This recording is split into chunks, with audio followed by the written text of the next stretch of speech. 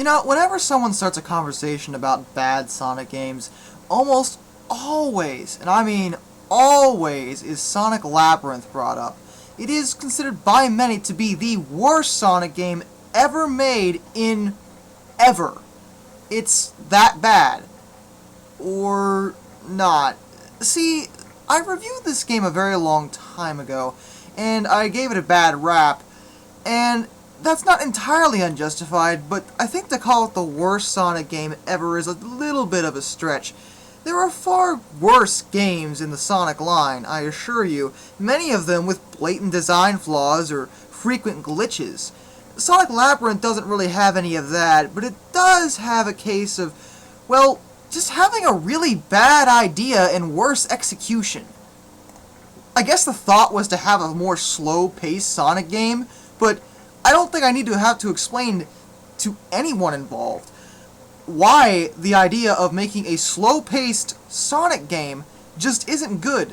You're taking two opposites and trying to throw them together. The point of playing a Sonic game is for fast-paced platforming, or fast-paced something, but certainly not a slow-paced something that I would consider Labyrinth. See, I'm not even sure what to call Labyrinth. I want to say it's an adventure game, or maybe exploration, but I can't even say that. I think it's trying to be a puzzle game and kind of fails. That being, there really isn't a puzzle, ever, to solve. So I can't even consider it that. It's just Sonic Labyrinth. Before we even get into the game, I really want to talk about the story. Because the story, and I'm well aware that in a handheld Sonic game, story probably doesn't matter too much, but the story of Labyrinth, you just gotta hear this, alright? You ready for this? Are you sitting down? Because I swear to heaven and high hell, this is exactly the story that is given in the manual the game comes with. Are you ready for this? Sonic slows down. Alone in his egg-shaped headquarters, the diabolical Dr. Robotnik paced and pondered. There has to be a way to defeat that pesky Sonic the Hedgehog. No matter what I try, he always manages to outrun my traps. Wait a minute. He outruns my traps. He uses his fantastic speed to defeat my minions. What if I take his speed away? Dr. Robotnik created a pair of harmless-looking boots that would slow the running speed of any creature that wears them. Then, Dr. Robotnik commanded one of his robots to sneak into Sonic's home and swap his normal sneakers with the boots. The next morning, Sonic put the boots on without noticing anything was different, until he tried to dash out the door. It was as if his feet were stuck to the ground. He could barely run. He tried to pull the boots off, but no matter how he struggled, they wouldn't come off. Then, through the window, he heard Dr. Robotnik's evil laughter. How do you like my new invention, Sonic? The only thing that can deactivate those boots is Chaos Emerald power, and the Chaos Emeralds are mine! The only way to get them is to find your way through my super labyrinth, and you can't stay there long. Without your famous speed, there's no way you can catch me! Sonic thought quickly. These boots keep my feet from moving fast, but they won't slow down my super spin dash. Alright, Robotnik, I'm coming after you. Okay, where do I even fucking begin with that shit? Okay, alright, for one, what kind of how long did it take Robotnik to figure out that it was Sonic's speed that let him beat him? I mean, I thought that was pretty apparent. That Sonic moves really fast, and he's hard to deal with because of that. So, why did it take him that long to even think of this? Second of all, really? Your plan is to swap his boots out and make him move really slow? That's your idea? And then why taunt him with the emeralds? Why tell him that's what gets the boots off? Why not just leave him there and go do something evil? I don't understand.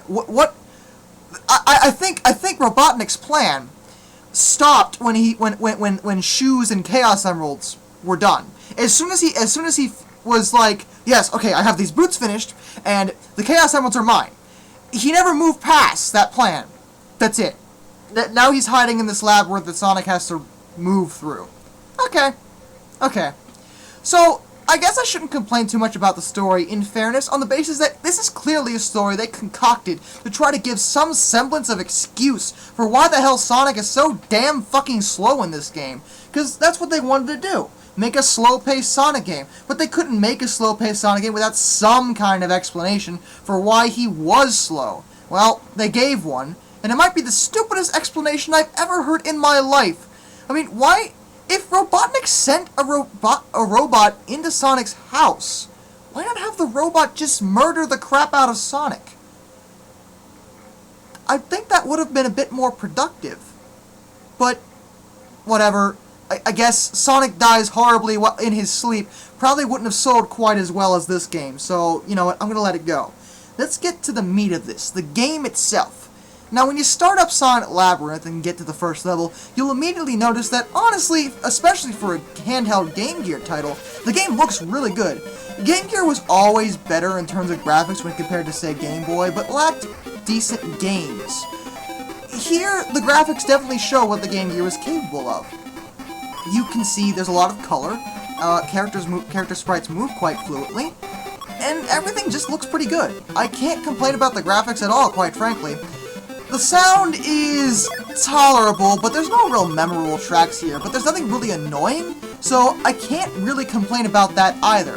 Where the game really falters, and I do mean really falters, is with the gameplay, and that's the most important part, isn't it? See, the problem here is that Sonic is slow as shit. When they said he was slowed down, holy fuck, I don't think he's moving more than about 0.5 miles per hour. He is slow. The only thing you can do is spin dash. He can't even jump, and that's what really drives me crazy, honestly. I don't understand why he can't jump. What's the problem with that? He spin dashes all over the place, but there's no jump. And remember when I said he was really slow?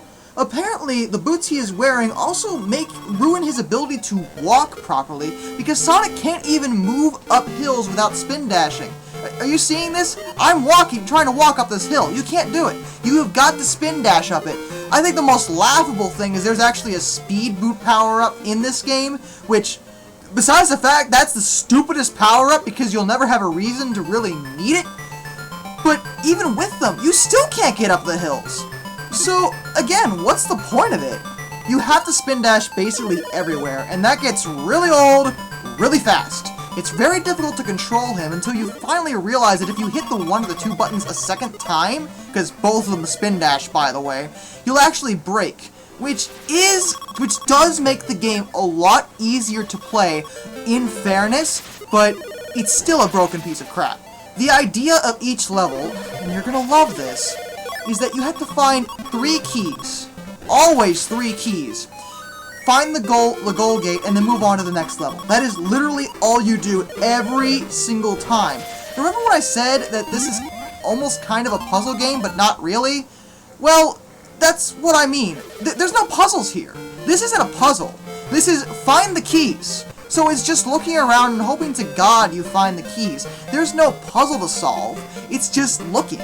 Constantly looking. And mind you, you're on a time limit.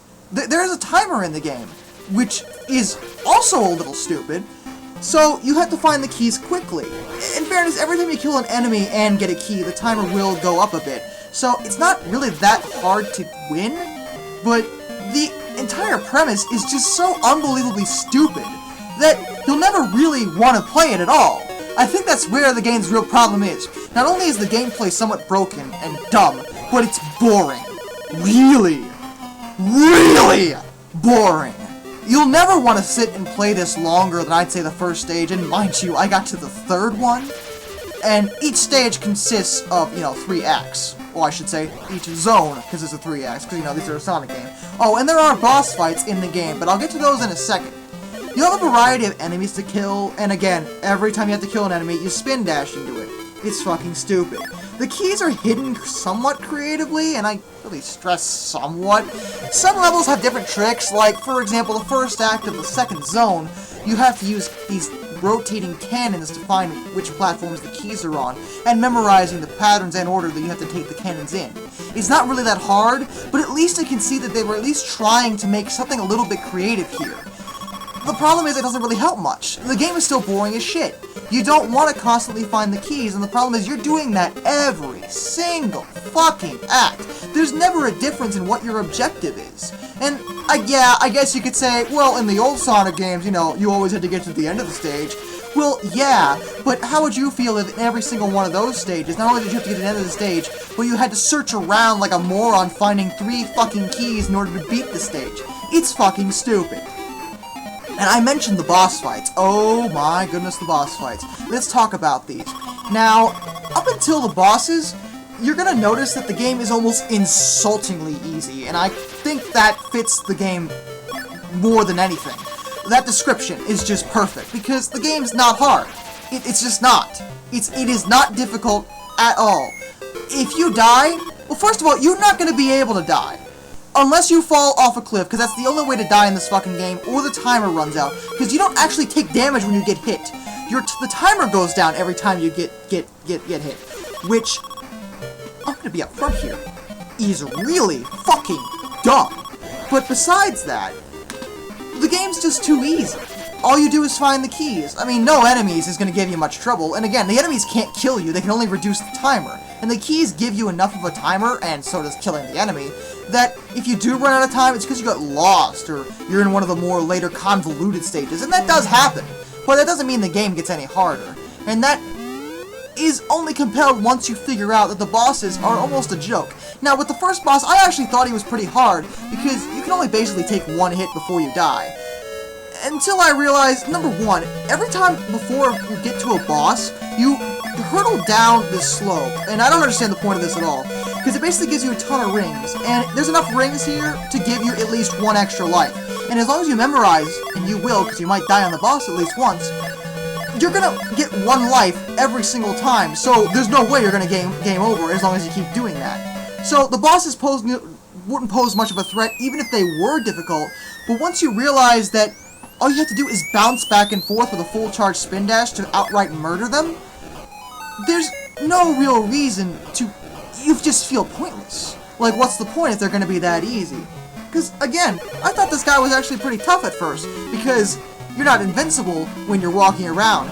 But unlike literally every other Sonic game in existence with projectiles, you are completely invincible to anything, as long as you are in a spin dash state. So all you do with this first boss is charge up to full, and then bounce back and forth and smack into him repeatedly. The balls can't hurt you, so he dies in less than 5 seconds. That's pretty fucking pathetic.